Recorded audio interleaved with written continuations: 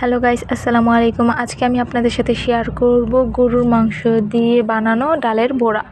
প্রথমত আমি একটা হাঁড়ির মধ্যে ডাল, কাঁচামরিচ, ধনেপাতা ও পেঁয়াজ কুচি করে কেটে নিয়েছি। ডালটা আমি শিলনোড়ায় বেটে নিয়েছি। তারপরে ছোট ছোট টুকরো করা গরুর মাংস নিয়ে নিয়েছি।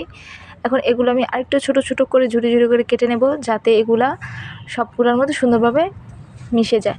তারপর আমি সামান্য পরিমাণ লবণ দিয়ে এগুলোকে হাতে মাখিয়ে নেব। সাথে আমি গরুর মাংসটাও দিয়ে দিয়েছি, যাতে ভালোভাবে মশলাটা সুন্দর করে মিক্স হয়ে যায়। আপনারা দেখতে পাচ্ছেন, হাতে সুন্দর করে মাখানোর পর দেখতে ঠিক এরকম হয়েছে।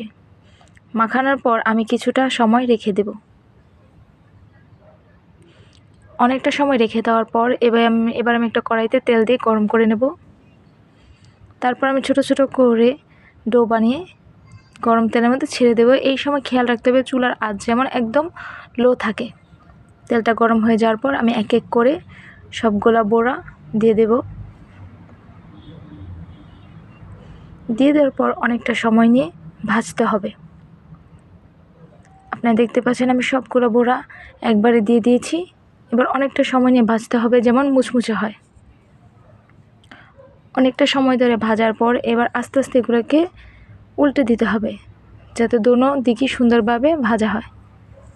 লাল লাল করে মুচমুচে করে ভেজে নেওয়ার পর ভালো মতো উল্টে পাল্টে ভাজতে হবে। ভেজে নেওয়ার পর বড়াটা দেখতে ঠিক এরকম হয়েছে। আমি আপনাদের একটু ভেঙে দেখাচ্ছি। দেখুন দেখতে কি সুন্দর, একদম মুচমুচে ক্রিস্পি হয়েছে। কেমন হয়েছে অবশ্যই জানাবেন। গরম গরম ভাতের সাথে খেতে অনেক মজা। ধন্যবাদ।